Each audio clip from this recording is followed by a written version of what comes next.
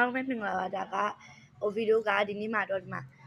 breakfast စားမှာဖြစ်ပါတယ်ဒီမှာဖုန်းကင်မရာနဲ့မွေးနေပေါ့နော်ဒါကဒါလေ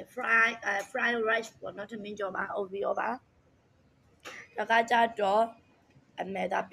beef ပေါ့နော်ဒါကကြတော့ chicken curry ပေါ့နော်ဒါကကြတော့ငရုတ်တီတုပ် and then fried fish and so ဒါကငရုတ်တီကြော်ပေါ့နော်ဆိုတော့ဒါဗီဒီယိုစမှာပါဒါကတော့ဗီမောင်လေးပဲဖြစ်ပါတယ်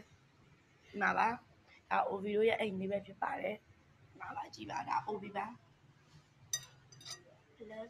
ဒါတော့ဗီမောင်လေးပဲဖြစ်ပါတယ်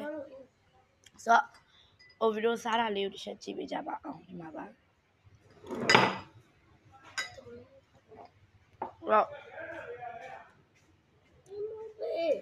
ဟုတ်ဘာတူလား